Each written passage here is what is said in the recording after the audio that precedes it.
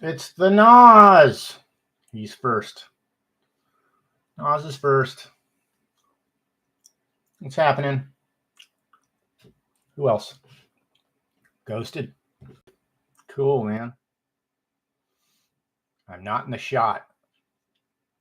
I hope you can survive without my Hollywood looks. Let's see here. I was thinking I could try to add a little music. Let's see. Oh man.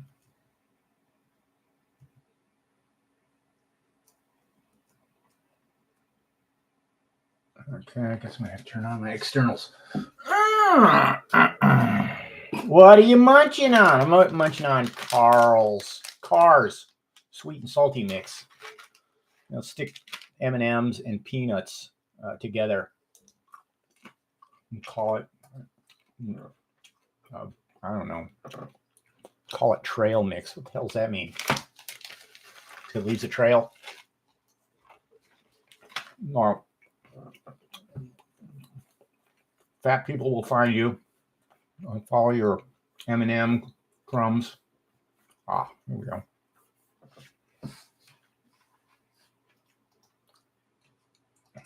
Let's get something going.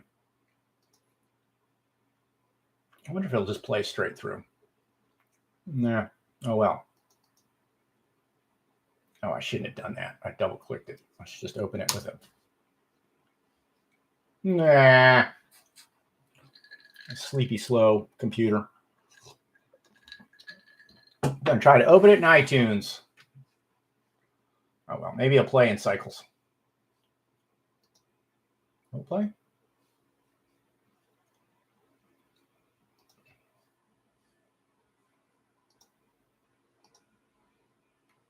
Will it play? I did not ask for this hassle. Fuck you, iTunes. I'll just do it through the Finder, the way I usually do.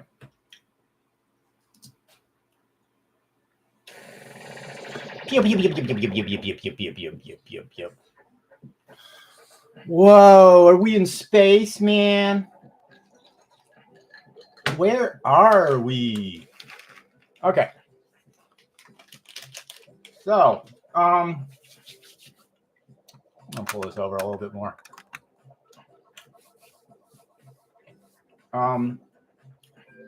So we're going to do some figurine sculpting. Something I haven't been doing much lately, just because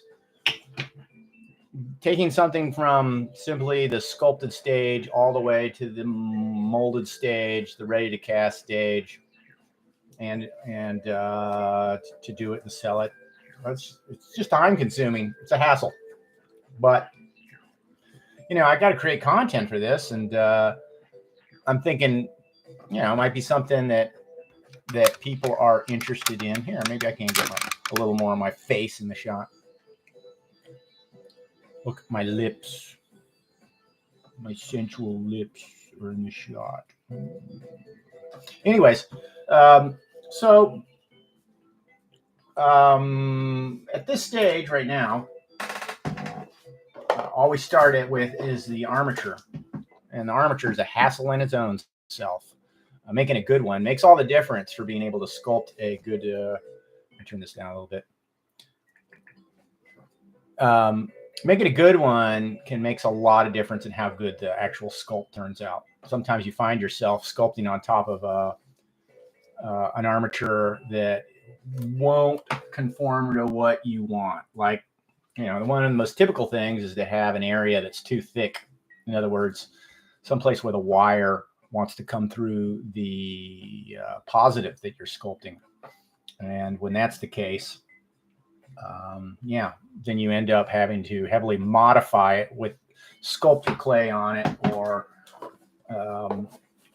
something else. So it could be drag. Here's a positive for Slime Master Hyman. Unfortunately, the arm broke off, and I haven't bothered to put it back because I haven't bothered to make a new mold of it. My upper mold is in good condition, but You can see this. Now, the way I like to work is take a sculpture as far as I can and then do a hard casting. I just, having tried to do it in different ways, I found that taking a resin, having a hard resin casting is just the best because it really allows you to bear down. You know, you sit there and you take something like this and you're scraping right here and you're trying to add some definition in the muscle or something like that. And you're bearing down, all of a sudden, snap, you know, there's cracks here, cracks there. Because what happens is the sculpture material that you know, sculpt around your wire, it's not going to have the kind of strength at these key joint areas, like right here. Like I'm bearing down up here, bearing down on this foot, and all it takes is just a little bit of pressure on the front of that, and a crack develops here, and then you've got to constantly repair that crack, and yeah, it's just difficult to really take your sculpt to its natural, to its ultimate refinement. Right, here's a Sleazy P wax. Okay, this was a rough that I had going. Okay, and this is out of sculpture wax. And after I did my sculpt, I did a wax casting in an attempt to have something that I could sculpt and take to a next degree of refinement. But this particular sculpting wax failed me, and I gave up on that, and learned that one of the better ways to do it is with this stuff here, which is called Castelline. And like I said, I'll get into it, but there are different ways to do this, and you know, it's different. Some people have preferences about how they're going to do it. And Castelline is the most recent way that I've got into it. There are issues that you have to deal with when you do Castelline. Now, what you need with Castelline, I don't have it on the table in front of me, but when you sculpt in Castelline, what it is, it's another kind of sculpture wax. When you sculpt with Castelline, you need a crock pot.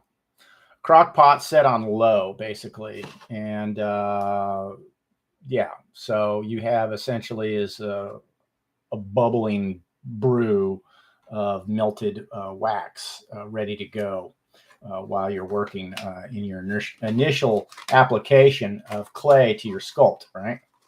And as you go, you can start working smaller and smaller, and you know, a tool that you would normally, that you might use, for instance, something like this.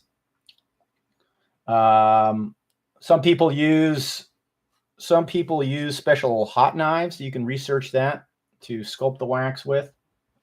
Others, myself included, I just take a Bunsen burner, alcohol Bunsen burner, and I have it going next to me, and then I just heat my blade up as needed as I go along. I just find it just a lot more, a lot easier, more convenient to work. The thing about the special metal tool is you got a cord you're always dealing with. You have to,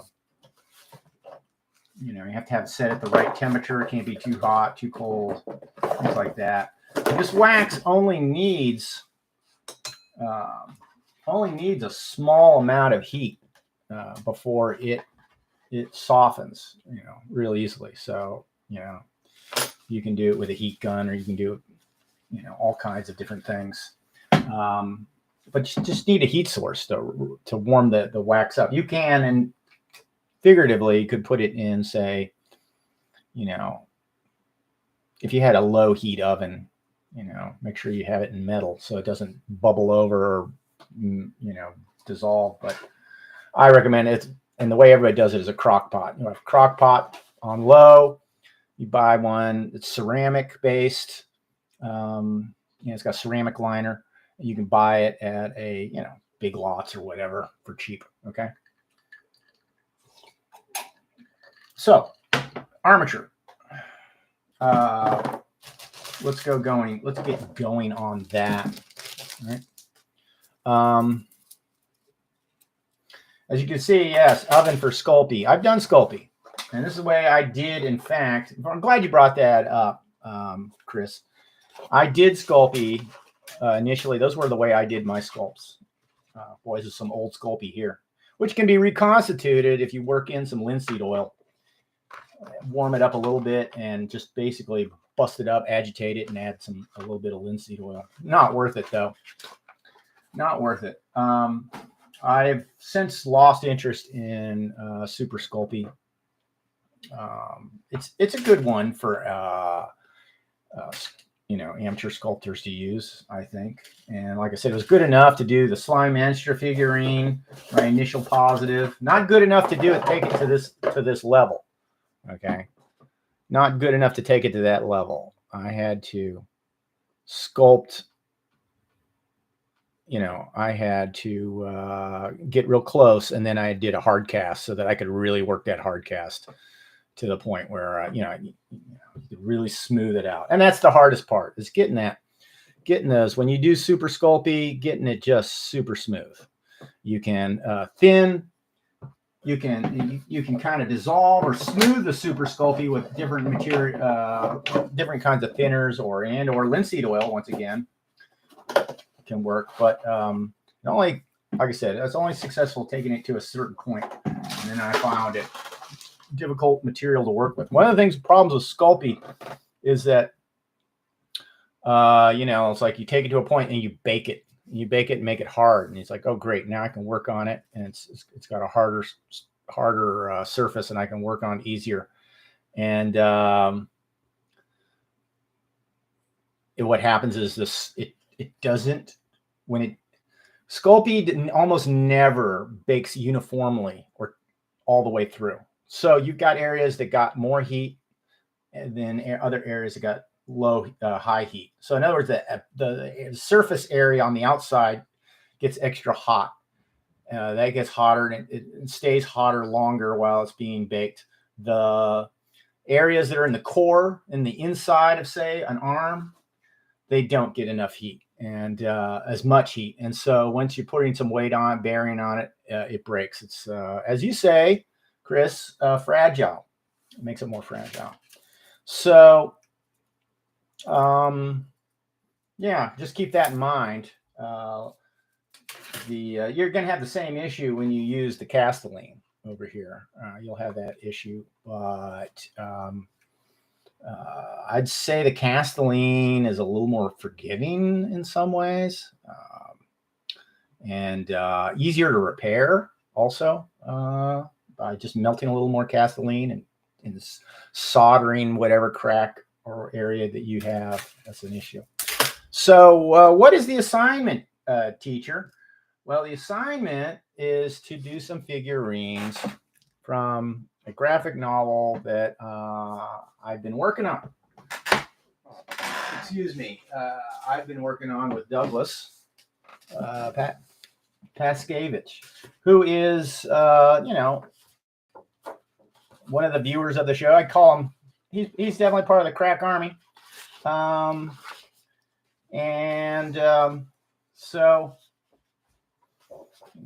not the greatest drawer. In fact, I have a tendency to just use my drawings as simply a rough idea of how, say, characters should look, and I rely on my sculpting to get it, fix it, and make it better. So, for instance, here's a character from the story, and he's a mantoid. So there's two kinds of grays, the mantoid grays, and they're the smart ones, the administrational leaders. And then there are the regular grays, the small sort of dwarvish hobbit type grays that we're used to. Let's see here. Production sketch of the ball sack helmet, that last version, in case you didn't know what that was. So anyways, I've got in here, I got some of the characters. We were doing some preliminary drawings, Douglas and I. And these were some of my ideas. This is what we'll probably, this is the 2 armatures we're going to work on for this project. So these 2 are the brothers. The name of the graphic novel is going to be called Rednecks in Dreamland. And maybe when I live stream next show or one of these coming up shows, I can sit there and pull up some of the preliminary drawings, design drawings that Douglas has done, and the posters that we'll be selling and stuff as the project goes on. But anyways, this is Cletus and this is Roscoe. Those were stand-in names that we came up for these characters. And we just couldn't never come up with a better name for everything. So everything's a stupid stand-in name, and it just kind of fits because the story is really obnoxious, really funny. But it's an Earth versus aliens yarn. But these 2 brothers are what we'll be working on. Roscoe, he's the smaller, shorter, stockier, dumber one, who also he works part-time, or does part-time pro wrestling, shall we say, local pro wrestling. And Cletus is just freshly out of the military. He's been special forces for years, and he's finally had enough, because this is 1993 and there ain't no action except goddamn UN peacekeeping missions, which are no fun as far as Cletus is concerned, because he can't kill enough. He can't kill enough. So anyways, those are the 2 figures I think we'll be going for right now, armatures. I wish I could sit there and take it to a point where it begins to look like these guys, but that's not the way this works. This takes, Lucha Libre, Sergio Boner. He likes to wear his super patriot mask. He's kind of a clod. It's kind of a klutz when he doesn't have his luchador mask on, but once he puts it on, he becomes a true superhero, just based on just pure confidence alone. All right. So this is sculpture wire. This is softer. I also have some homemade sculpture wire. This is stuff I make or have made. Basically taking your normal, I don't know what it would be. Was that 20 gauge wire, something like that? Yeah. Anyways, and you take 3 strands of it, and then you take, so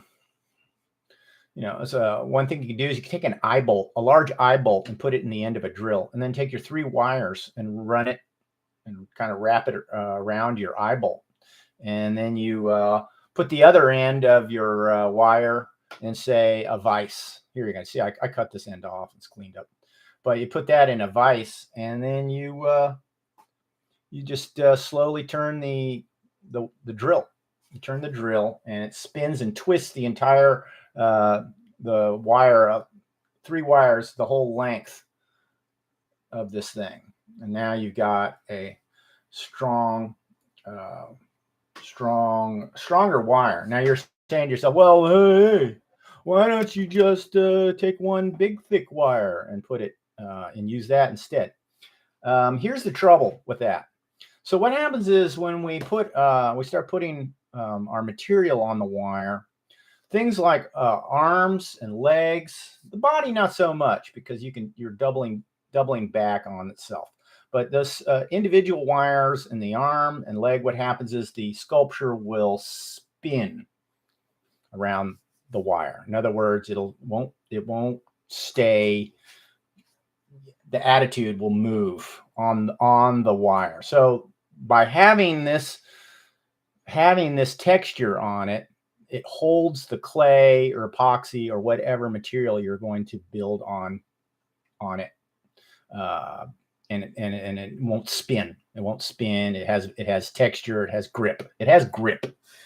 Okay. The same thing goes with this. This is your typical, this is your Tutti Frutti, Twinkie,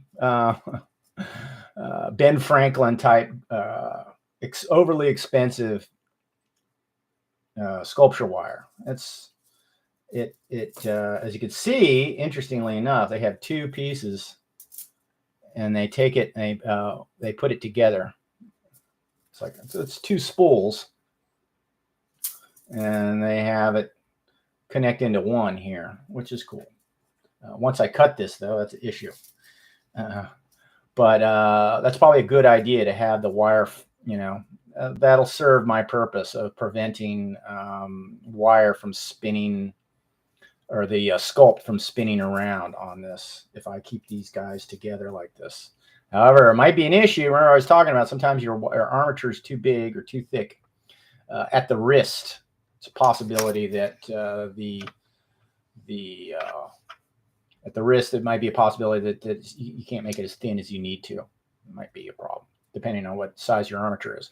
We're going to be going for roughly about what Slyminster Hyman figure was. She's 12 inches. So, I guess that's probably about 1/6. 12 inches, I believe, is 1/6. 1/8 is roughly 10, a little under 10, possibly. These are things that you ever build resin kits that people want to know what scale is it, and you kind of have to know. But I never pay too close attention to that. I just have a rough approximation. But 1/6, I believe, is a GI Joe, more or less. 1/6 is GI Joe. A lot of resin kits are 1/8. 1/8 is the most popular, and that figure comes in at around 10 inches or so. So anyways, I've never worked with this stuff, and a little nervous about how it'll go. Where do I have it? Oh, there it is. Oh, I have two kinds of epoxy. I have Gorilla Stick epoxy, and this is, I believe this is 5-minute, which is what I need to do just those little the areas where the wires intersect, so that I can lock it together, and it'll be set up within 5 minutes or so. So I'm not sitting here, just all I do is bend a wire figure, and then we have to quit for the night, because this stuff takes about a half an hour. It takes about a little bit more, closer to 45 minutes for it to fully set up. Okay. You'll see what that stuff is like in a minute. So, here is my, I don't know why I even have to put these up, but the hell. It's a reference for you guys to look at. Sometimes people like to mount these to bases, a wood base. And I used to do that, and I just found it essentially a frustrating waste of time. Once you have your wires connected to a base, you're committed to the attitude of the feet in the sculpt. Two, it makes it a lot harder to work on. The lower you get to the sculpt, it makes it harder to work on the thing. And three, at some point, you're going to have to cut it off the base when you do the mold. You can't mold it while it's still on the base, because you have to get silicone under the feet, because that's part of the that's part of the mold, that's part of the casting. Brandon Beard says he prefers his sculpture to be based. Some people do, some people don't. I find that I just find that it's better for me to just be able to, at least at this stage, be able to get under it, turn it around, upside down, and so on and so forth. So what are we looking at? I'm going to go for, first of all, Roscoe here. And he's a little stockier. I'm gonna guesstimate what do I picture his legs to be? What length do I picture him to be? Something along this line, possibly. What is that? 6 inches. That'd be about half his body length, right? Yeah, that's what that is. It's about 6. So at this height, I'm going to cut this. And ta-da! Finished. Send me $500, motherfuckers. Oh, well. Anyways. And then we're going to go now. We're going to go with his upper arms and shoulders. So figure, let's see, I'm probably going to have to wrap these. I'll hold that in front of the camera. Sorry about the strobing. That's part of this new camera software. Fuck me. So it looks shitty as hell, but I'm not exactly sure what's going on with that.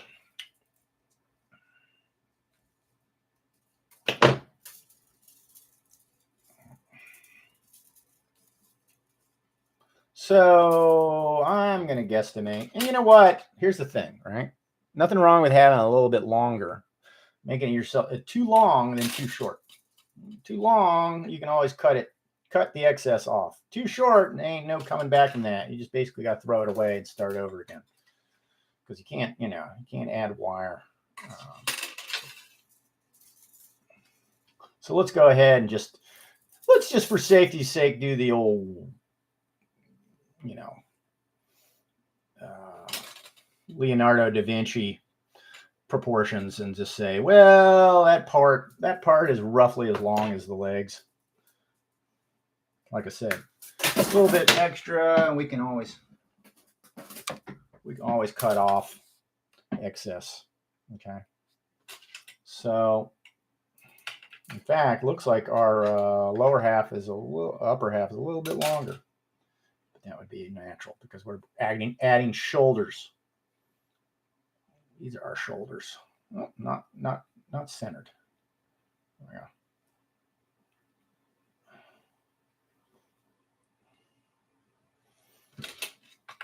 Something like yo. All right. See that? You guys visualizing? This thing's fucking almost done, man. Use your imagination. Getting there. Almost there. You can tell we're going to twist these guys up. Take my pliers. Are we still mad at Will Smith? I'm still mad at Will Smith. How dare you, Will Smith? I like Chris Rock a lot better than Will Smith. Always have. Just part of probably why I've felt emotionally over-invested in that event. Jeremy isn't here because he's vaxxed and hates us, says Nas.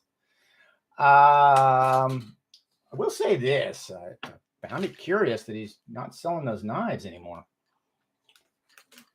He's not leading off with a commercial. At least last few I've watched of his, he's not leading off with a commercial. Usually he goes in with a 1 or 2 minute setup, and then he launches into his commercial, sells his stuff, and then he comes back and he gets back into the story, which, as many of you probably find vexing, right? I'm the kind of guy who's like, okay, and I run over here and I scrub forward to ignore the commercial best I can, if I can. Sometimes, you're working with something. Well, I am. I'm working with something messy. I can't touch my phone then. So I got to sit through his dang knife commercial. All right. Let's see here. I'm going to go a little bit longer. This is my torso I'm working on. And I want to have a little bit extra to be my head, I'm guessing. I'll cut off somewhere about here. Let's see here. I have this little loop-de-loo. This will be my head. And I'll try to keep this in camera as much as I can. God, that strobing really sucks, though. I apologize, man. Forgot to put my shoulders in. Forgot to put my shoulders in.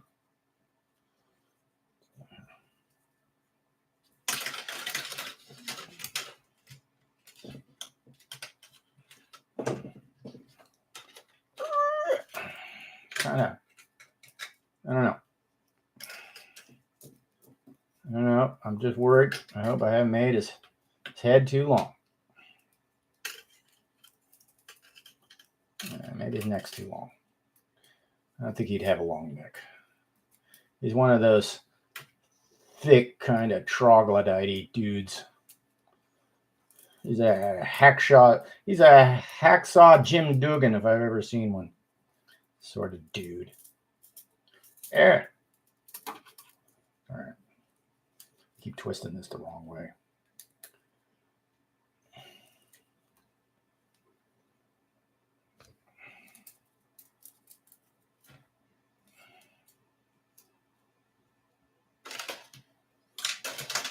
All right.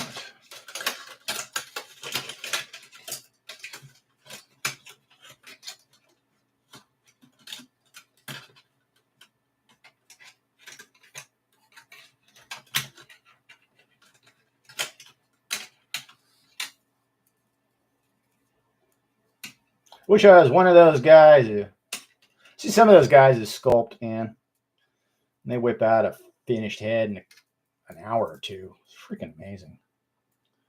Now, I'm like you guys. It's a struggle. It's nothing but a slit your wrist artistic struggle for me. I think my armature, my torso is a little bit short. I think I need a little more distance there between the legs and the body. So let's see here.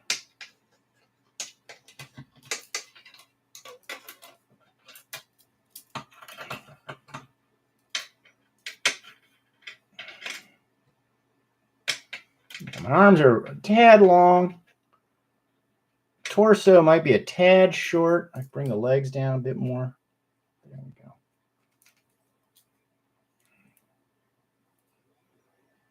I think that looks about right. I'd say proportion-wise. I can tell my legs here. That's all right. So with that in mind, roughly at that location, everything in relationship to each other, I'm going to go with that. And my torso, pelvis, I'm going to crimp that so that it's more permanent. This upper half,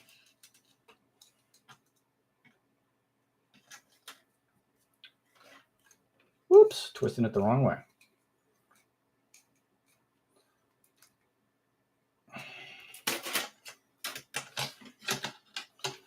It's going to be hard to make this stay anyways. Often helps to have smaller kind of baling wire to, say, wrap and connect these certain areas.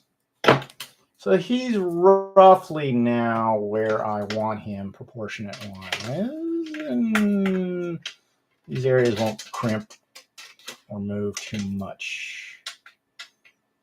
Blah, blah, blah. There we go.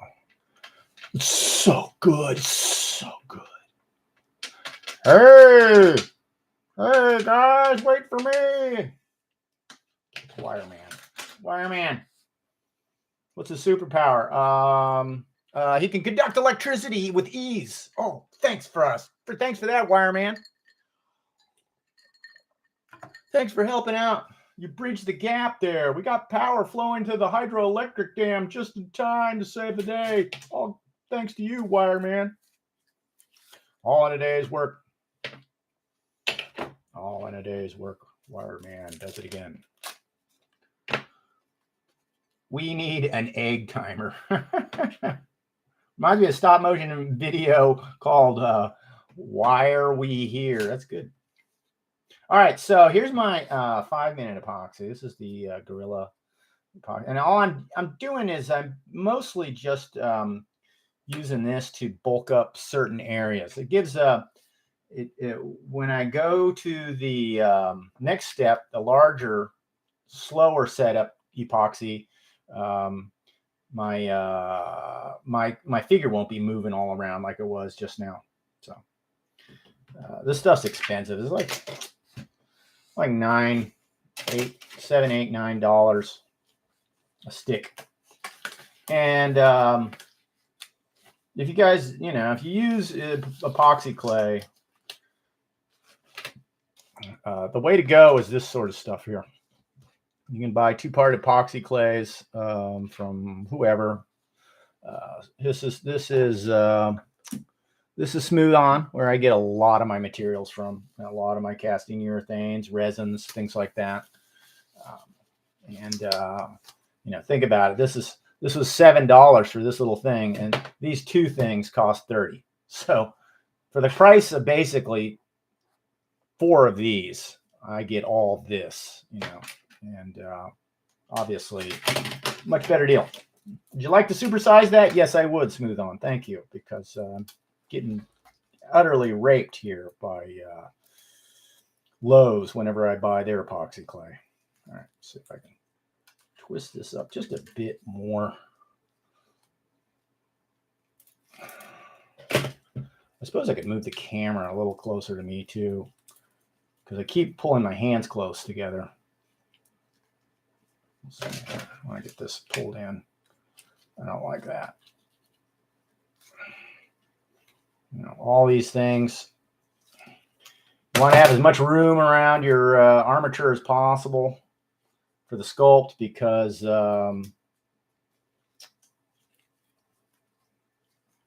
it's a bitch to deal with once you've actually started adding material, and then you find out, your wire has to be changed or moved or whatever you want to call it, edited.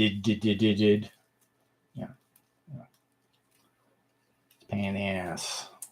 You sit there, especially have you're using Sculpey or say sculpting wax, because when you sit there and grind the wire back because it's too big or too long or sticking out someplace, that ends up melting the wax that's already on there, stuff like that, burning. That's because the heat travels through the wire. And I've run into that all kinds of ways and all kinds of days. So yeah, it's definitely something you want to avoid. These are the 2-part here. This is the cheapo, well, not cheapo, the expensive Gorilla epoxy stick, and this should set up in about 5 minutes, I think. Say, yeah.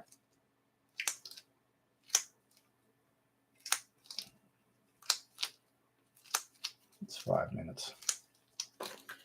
We mix and mix and mix. We're looking to get our color uniform. Okay. Yeah. Let's see here. We've got a sort of a uniformity. All right. Sort of uniform. YouTube doesn't give me notifications for this channel. I noticed that. And one of the things I wanted to do on the channel was post and say, hey, I'm about to go live. And I noticed that I can't post. I can't post state whatever. Is that something that comes to you after you have a certain amount of subscriptions? So, as a result, I posted on the Sleazy channel to let everybody know I was going live tonight. And yeah, so because 2 times now, poor old Coof Jackson has missed the show, and Let's see here. Now these, notice that this is not a convincing pelvis here. Legs don't come out together like this.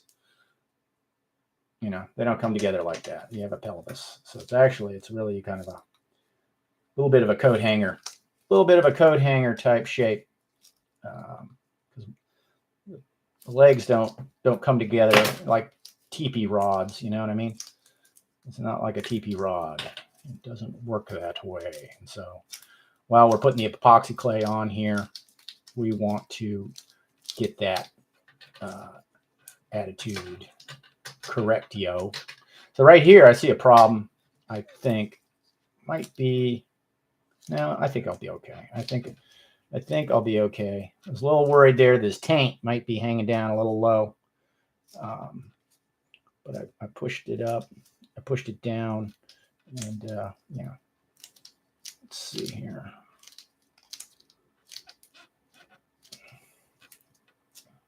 There. I want to keep that relatively neutral. Now, admittedly, that might affect how your armature,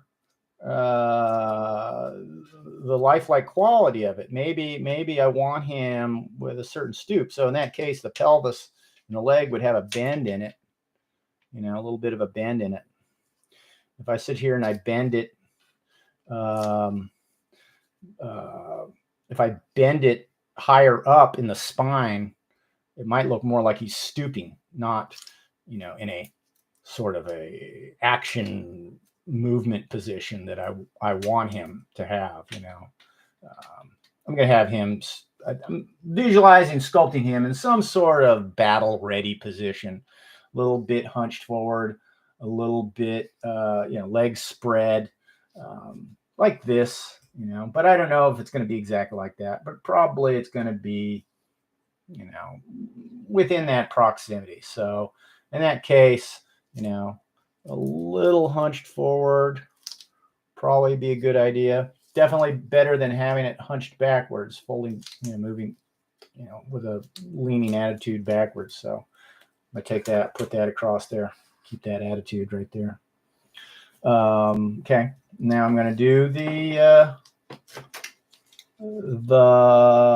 upper body. And this is, I want to have enough to do 2 armatures, so I better take it easy. This is just to lock these areas together. This is not really what I'm, you know, not worried about this filling out my sculpture or making it,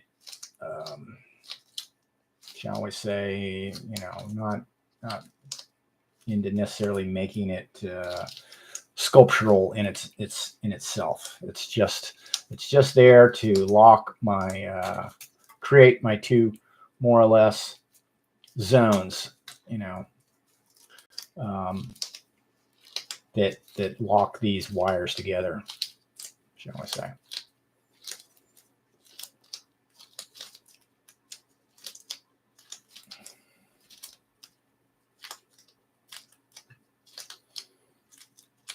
Gold dust is one of the biggest bundles of sticks in wrestling, says Koo Jackson. Well, it's no accident that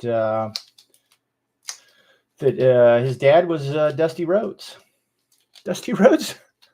He sounded like Divine, for Christ's sake. I'm Dusty Rhodes. I'm going to drop my super duper elbow drop on your head. Here I come, everybody. Whenever I'm talking to my sweet little dog, I use my Dusty Rhodes accent.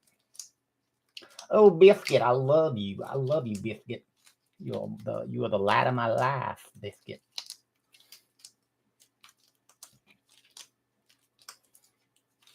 Yeah, Dusty Rhodes. God, one of the most misshapen, unathletic looking wrestlers in all of wrestling. His big move was his flabby elbow on the head of somebody. It's like, don't make me have to do something where I have to move excessively. I'm not comfortable. Just let me drop my flabby elbows on your head a couple of times. You fall on your back, and then I'll lay on you and match over.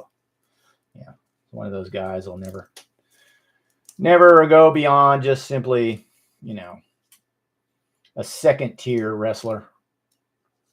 All right, so here is my upper torso. These are my, I don't know what you want to call it. My neck, spine, shoulder junction here. Gotta make sure this guy's even too.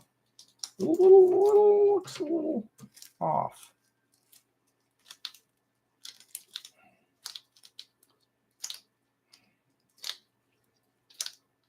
I think the head, my head might be a bit long. We'll have to keep an eye on that. If that's the case, I might even cut it up here and twist it off some more, and you know,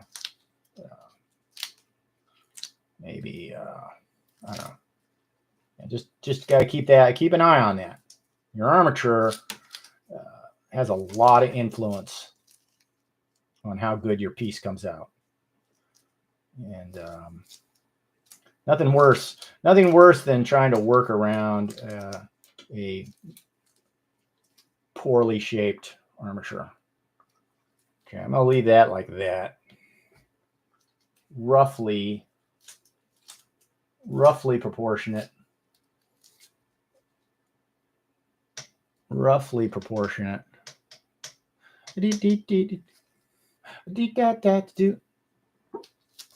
Anybody hear that? Anybody hear that? I hope not. Maybe his shoulders a little bit. That's okay. I can figure out his shoulders. I can readjust them as this thing hardens up. But the main thing is getting these things to roughly match the proportions I'm going for. Let's see here. Still looks a little off.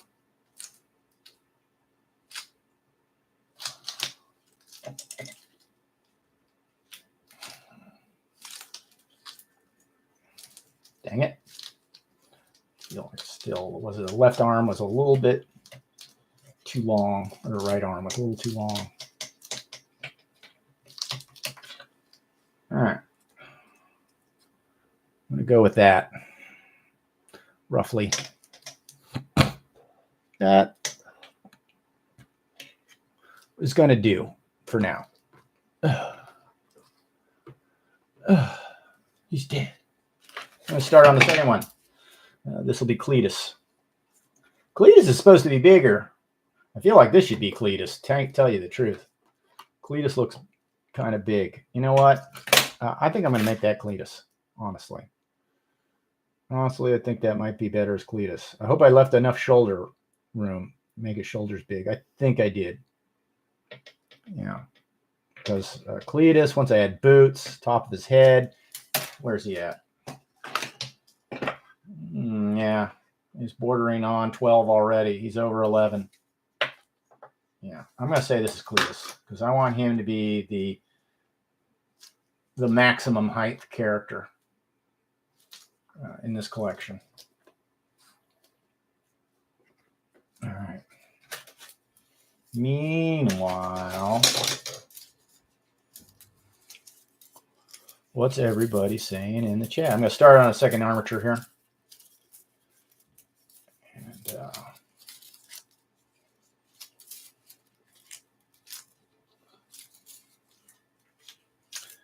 And I'm going to about like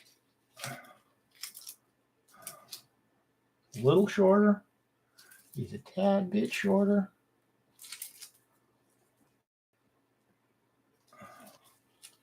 By the way, in case you guys didn't know, I fought Twitch. I got hit with a DMCA finally for Ready Player One. My first strike. Yeah, man. My first one. But I think it was a result of I changed the search term or category it was under. I think I put it under reaction or something like that. Can't remember. I have to go back and look at it. I was just trying to, just trying to say, oh, what do I do? Change this. Maybe more people will show up. And yeah, Twitch showed up. And Spielberg, Amblin Entertainment showed up. So that's the name of that tune. These wires are not even. Okay, I think that's better. Yep. Amblin showed up, said, "Hey, what you doing over here? You done. You poaching my land, boy? You poaching on my land, boy?" I said, I didn't know. I was just hiking. With my shotgun, and I didn't know, sir. I didn't see this. No trespassing signs.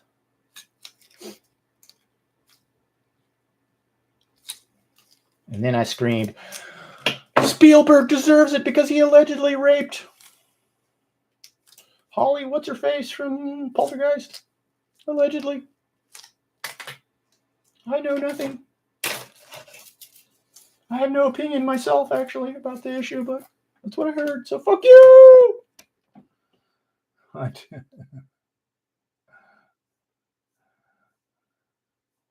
T.Y. Joe. I would rather watch Garbage Pail Kids. Yeah, but you were there, Nas. So what do you have to say for yourself? You were there. I heard you complaining up a storm. Yes. I'm gonna run European Alp travel log documentaries for Nas. That's what he wants.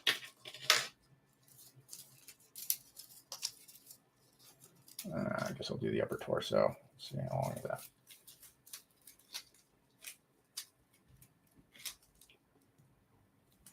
Like this.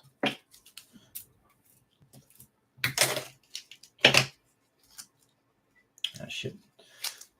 Some wire goes fast.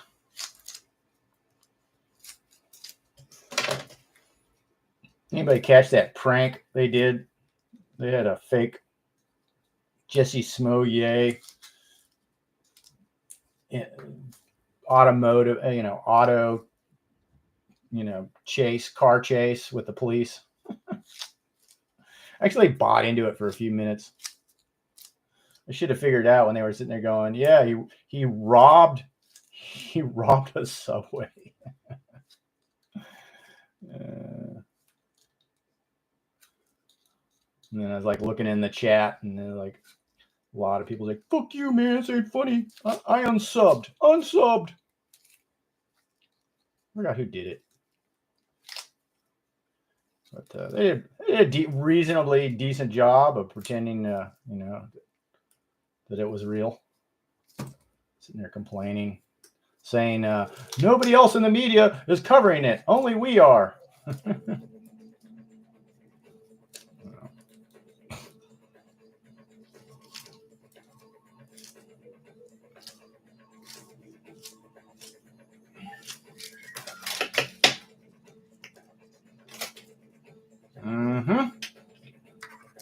His arms are a bit longer. I'll just cut those ends off if I made them a little bit too long.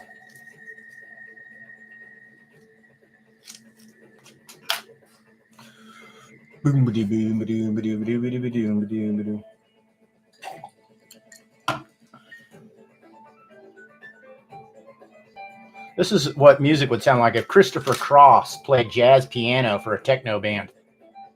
What do you think of it? Pure garbage, huh? I think. Ministry. Yeah. Does it sound like Ministry through my crappy speakers? Probably.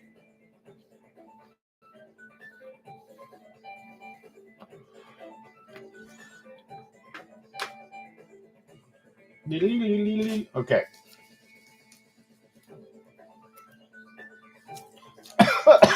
Boy, I saw Al Jorgensen recently.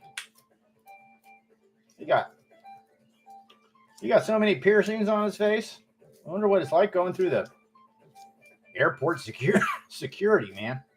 In the ass, I would think. I should do. Got to remind myself this guy isn't quite as big. I visualize these guys. He's a 6'4", 6'5" kind of guy, and he's a 5'10", 5'11" sort of guy. That's what I visualize.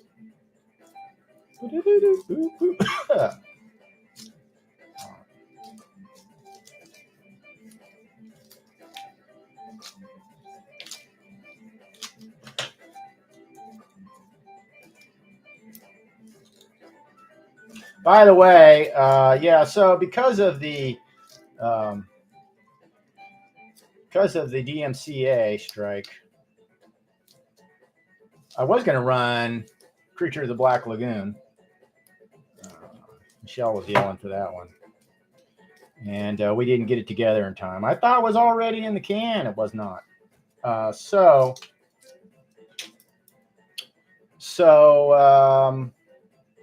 we're going to run Rubber again. We got a fixed version of Rubber.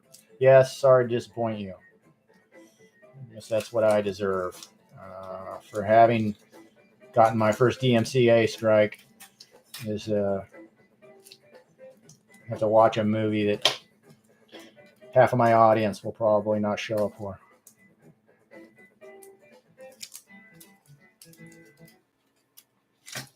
All right. Twist that. Did I twist this torso good enough? I don't know.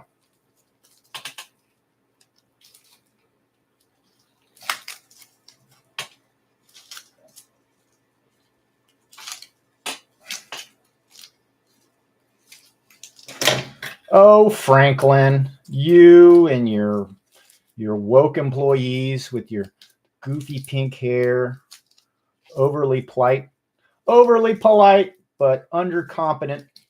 Yes. Sometimes, well, I do find myself going there a lot now. Damn hobby shop that I relied on certain specific items for closed and moved all the way to West End. That sucked. All right. I don't think I'm going to be as anal about this one, getting things right. I'm just going to make sure that my shoulders, my arms go through are balanced. And same thing with my legs. And then I'll work on it. How's my epoxy setting up? Yeah, see? Setting up pretty good. Setting up pretty good already. I'm going to let that harden up some more. I'm going to start reinforcing that with my cheaper stuff. Cheaper stuff.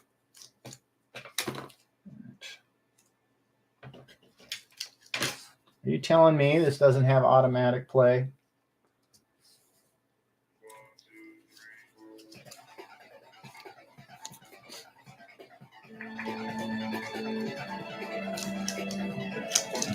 Texas Chainsaw Massacre, Texas Chainsaw 2 was cool, says Alex. Mixed reviews, man. I haven't seen it. I never want to simply assume, go with the crowd when people say, "Oh, it sucks" or "It's good." You know, people are going into these movies now with a lot of prejudices. Kuflag did too, so you got some support there. I'm already heavily prejudiced against it because I consider Texas Chainsaw Massacre possibly the greatest horror film of all time. Right up there. Certainly top 5 all time. And yeah, I could see it for what it is. It's amateurish in many ways, but you know, something about that really that aesthetic that really worked really well for that movie. It felt like, you know, it kind of felt like you were sitting there. Somebody has just had a 16 millimeter camera, just went on a, you know, documented the death of 4 kids, you know, in Texas. that had very documentary kind of esque feel to it. Makes it great. But it set the precedent for so many splatter films later without being a splatter film in itself, which is one of the most amazing things about it. Its name is synonymous with splatter films, yet it wasn't a splatter film. Just the name itself, you know, is so shocking. You think it's going to be a gore fest, and yeah, it was hardly any in there, but terrifying nevertheless. And the first victim you see killed by Leatherface getting a sledgehammer in the head, and just him laying on the ground, twitching, just like a, just like a steer that's been taking a pneumatic bolt to the head. Exact same reaction. Horrifying. Gets pulled through that doorway, and that metal door just slams shut. Like, wow. Great beginning. Well, it wasn't the beginning of the movie, but it was a great beginning to the slaughtering, the death.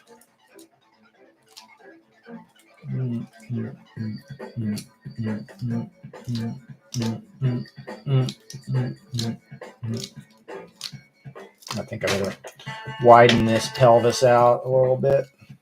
I suppose you guys aren't seeing the angles very well the way I had the camera positioned.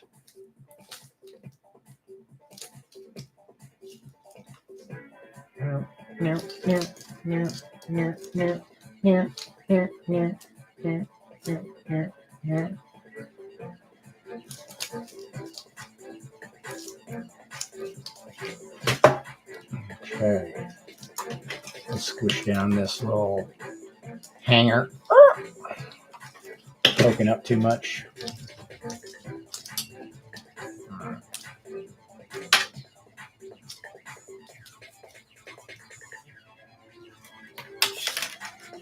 Do the upper half.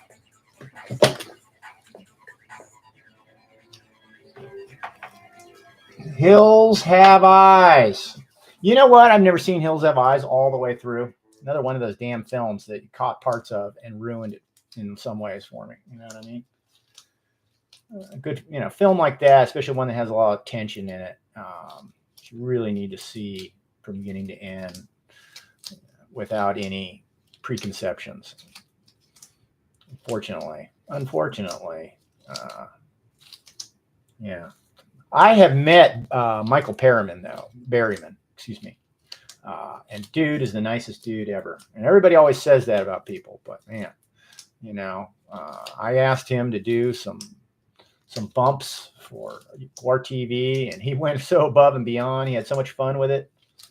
He's like, you know what? It's like there's a Ricky Berwick kind of flavor to him, because somebody that looks like that could be have a reason to be super surly or angry at the world, and he's just a joy. He's a joy to be around, man. He was hanging out at the bar and partying it up with everybody, and just a lot of fun to be with.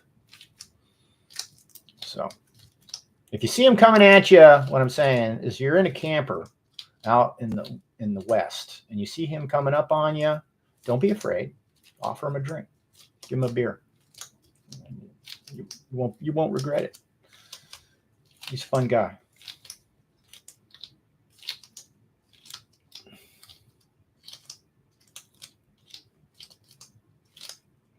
What's this? Last night on Twitch, I watched Johnny Depp kick Benicio del Toro off a carousel. Loved it.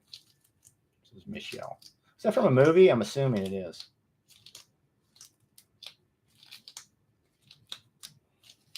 I'm thinking,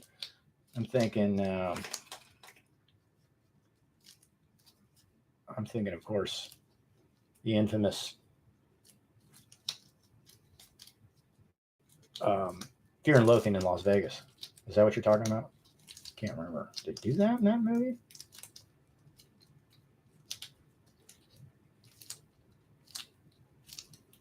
Tell you what, though, side by side, you can see why Del Toro is, to me, he's a real actor. Even though that movie had essentially turned those characters into caricatures. And that's what Johnny Depp reminds me of. He reminds me of a sketch actor. He's doing characters or caricatures, and just never felt like I've seen Johnny Depp take something and make it three-dimensional. It's just my feeling, There's Jack Sparrow. And he admitted straight up that was a caricature. You know, it's just.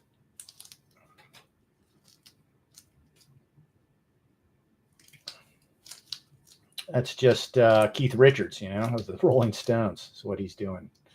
What if Keith Richards was a pirate? All right.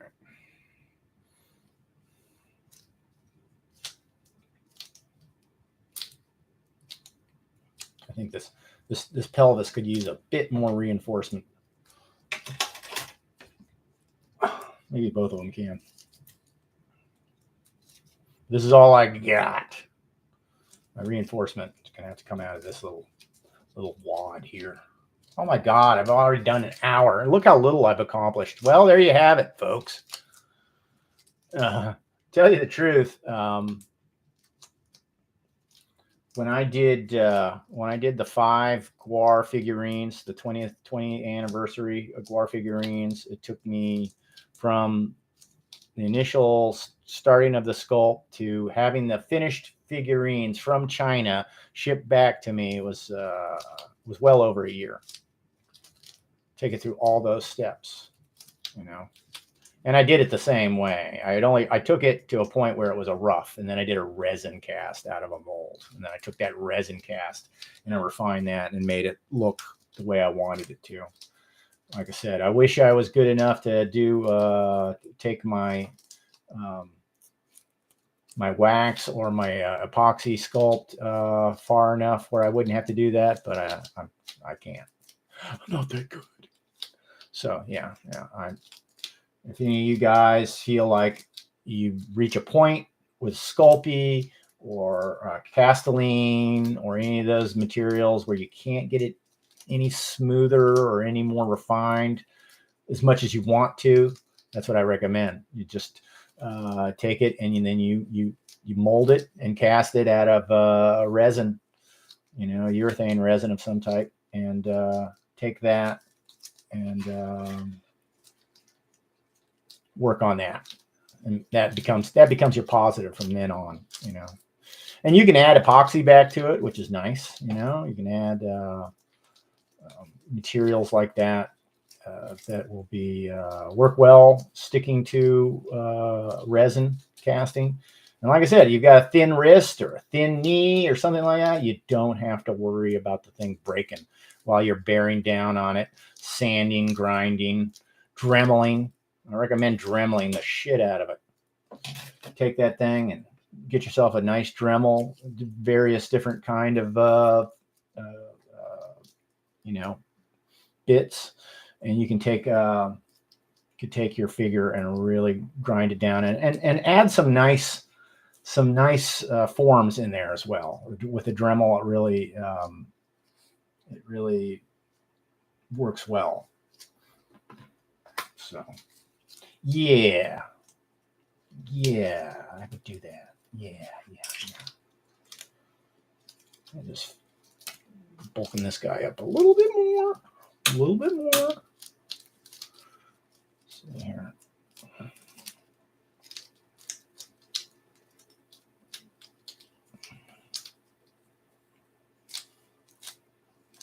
But fortunately, I got a Google Meet tonight. I can't go too much further. Maybe what I'll do, though, I think what I'll do is I'm going to go with the Magic Sculpt, or is what they call freeform sculpt stage here.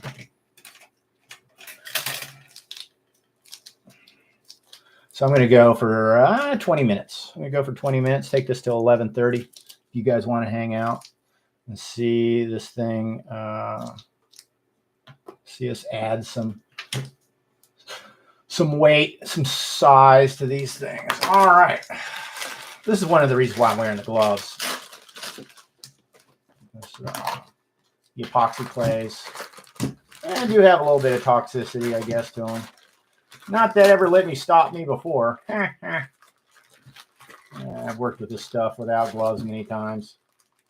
Probably not a good idea, but you know, what can I say? What can I say? Sometimes you just got to do what you got to do. This is the part. Which part is this? This is the part B. Here's a hunk of part B. I'm gonna put it on my computer. That's where it belongs. On my expensive laptop.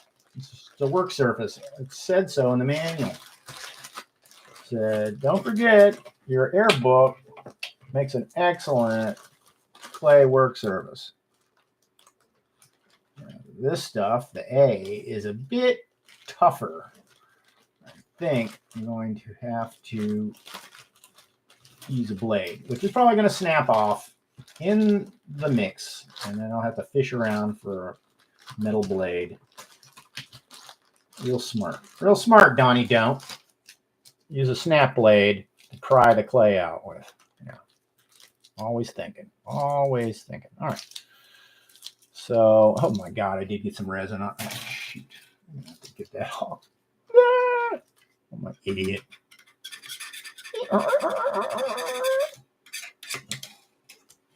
What an idiot! All right, I'll use some of this plastic. Am I even? You tell how laborious this is going to be. I'm not even, and this won't be enough to do, but maybe 2 upper arms, if that. But I only take it to a point. I just want, a broader surface to work on so that when I take it to the castelline level,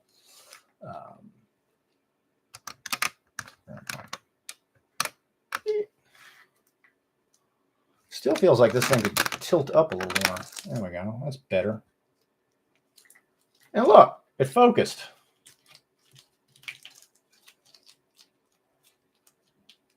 There we go. That's pretty even. What do you think? I won't go forward without your approval. Okay, there you go. I'll take your non-reply as approval. Or that was delay. I don't know which it was. Balls. Looks good, says Joe. Michelle Bude. Looks fab-you. Okay.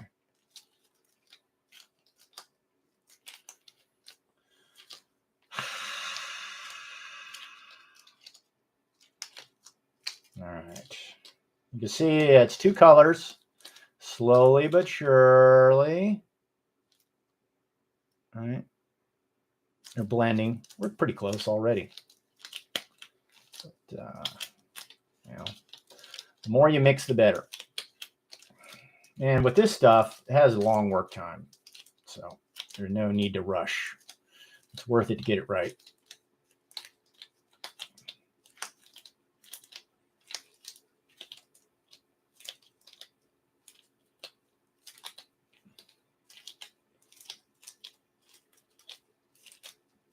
Lots of delay.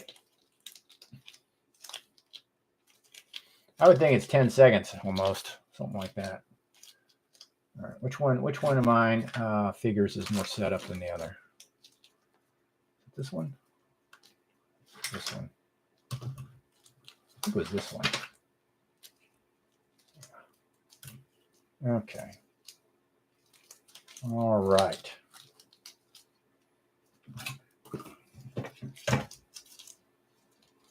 I'm going to, you can already see these arms aren't even. Like, that's a problem. That could be a problem when you bulk up the arms. And yeah, I don't like that.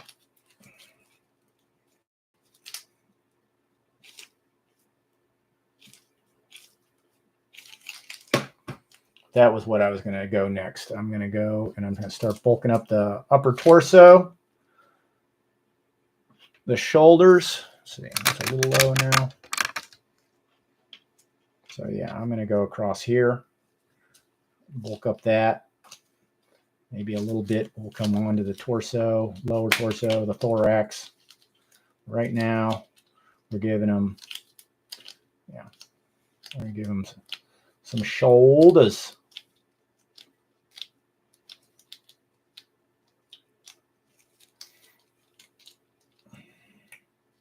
Tell you the truth, probably better to leave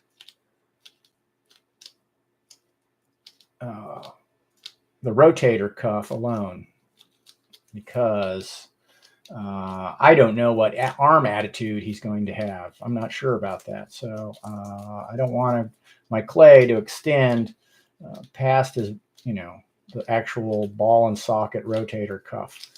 So this is just going to be more or less,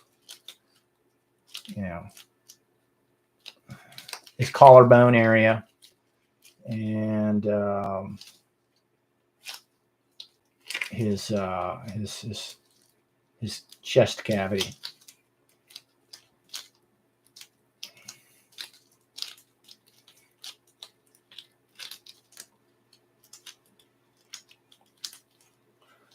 Tell you what, man. That's why I love doing caricatures in wet clay masks for guar, because pieces come together way faster. You already got a head armature, and you just throw a couple inches of wet clay on top of it, and then just whittle it down till it looks like somebody. And yeah, you can do it. And you do those in anywhere from 6 to 12 hours, and have a lot of fun doing it. A lot of gratification. This deal, this is a bitch. I've never been that fast. My figure sculpting has never been fast. And so not unusual to take 3 or more months to get through, to get a positive that is mold ready. Sometimes even more, unfortunately. Yes, I'm prepping you for disappointment, folks. Just getting you ready. Just getting you ready. Okay, that guy's got an upper torso. I like him better already, don't you? Wow. He's action-packed. Yeah, McFarlane Toys. Watch out. Watch out, man. I got a figure coming. I'm going to blow your spawn loser out of the water.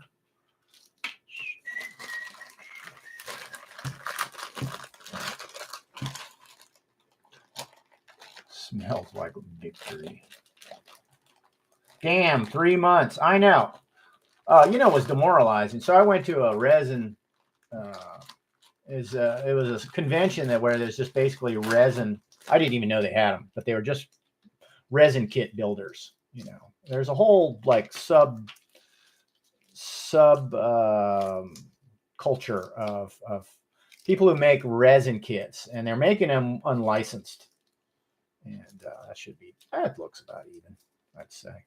And a lot of it's unlicensed. It's stuff like Spider-Man and Vampirella or whatever. And these guys are doing them without having a license. But one guy who did have a license and was smart about it was Randy Bowen. Randy Bowen did most of the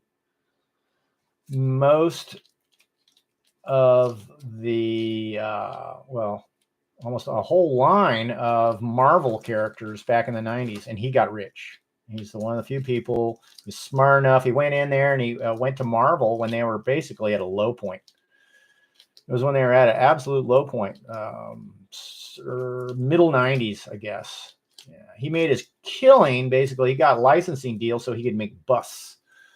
Made busts of all the Marvel characters, and yeah, they sold like hotcakes. I think that's even. They sold like hotcakes, through Diamond Comics, what have you. They were pretty painted. They weren't resin kits. But anyways, yeah. And so, he gave a demo at this convention, and it was demoralizing. I realized that he could do a detailed figurine, in probably 8 to 12 hours.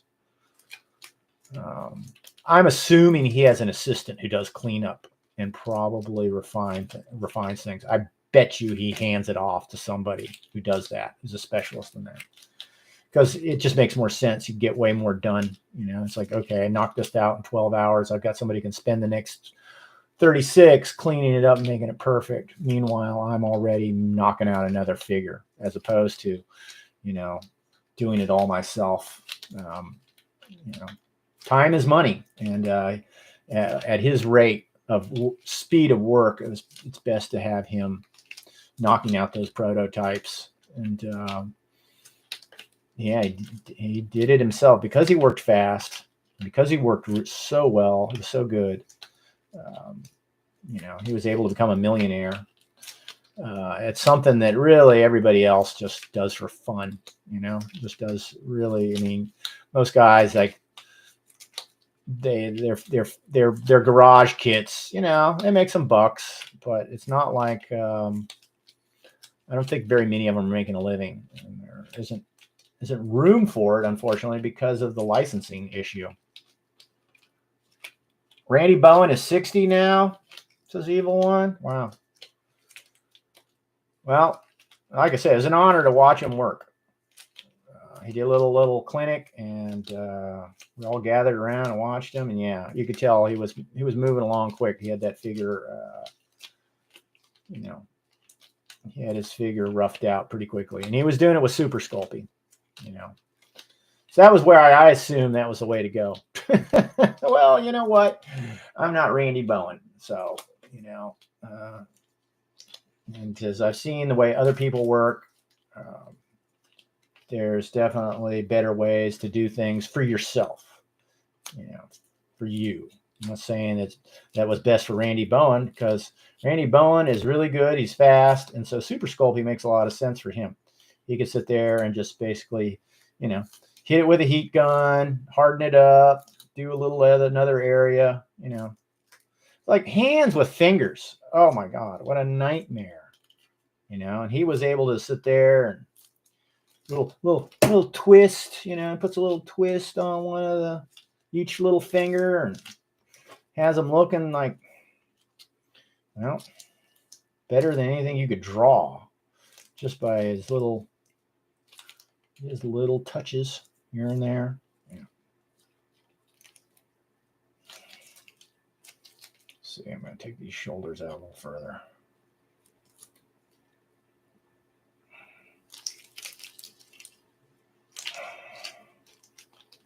Who is who? I've already lost track. Who's Roscoe? Who's Cletus? This guy looks more like Cletus. He seems a little taller. I'm gonna have to go with this being Cletus. Here. All right.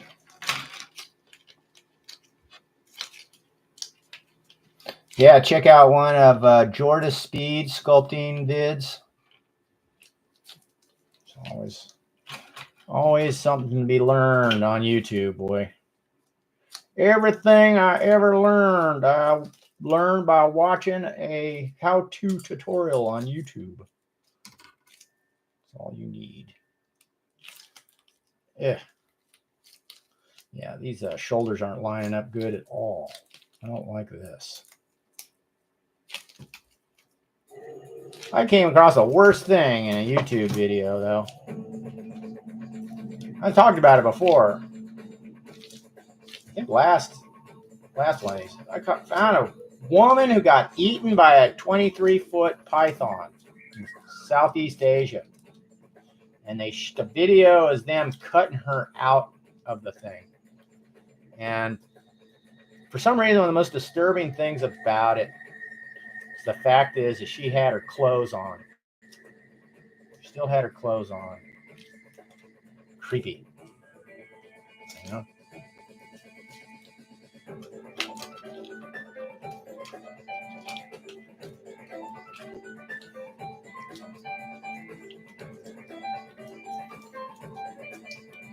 Did I play this one already?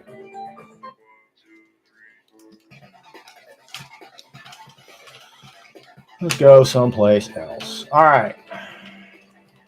My torso.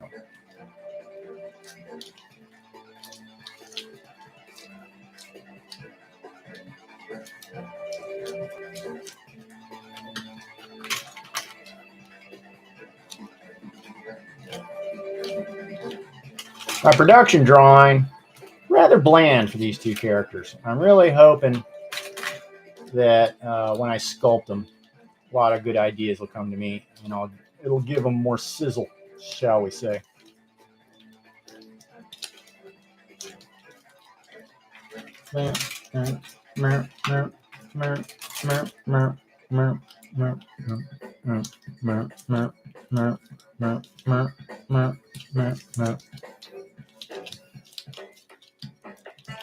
And he dated Karen Carpenter. I've already forgotten what the hell I was talking about.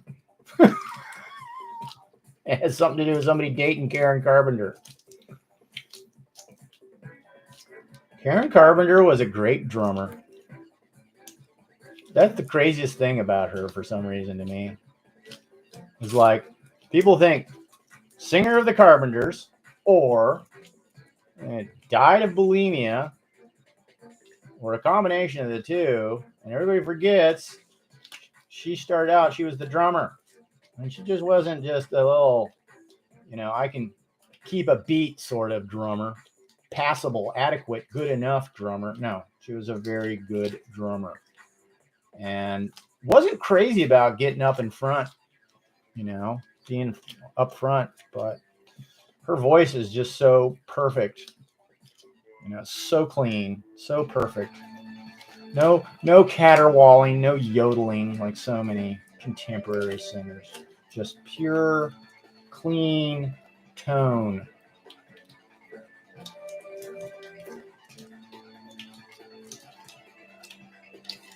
Well, she was a hit machine. They were a hit machine. Wow, how many hits did they have, man?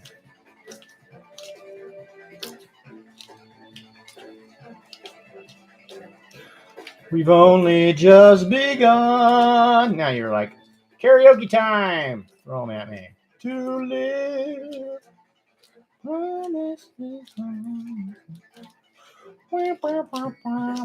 remember I think it's on YouTube. There's a clip of her doing doing a drum solo, just doing a drumming demonstration.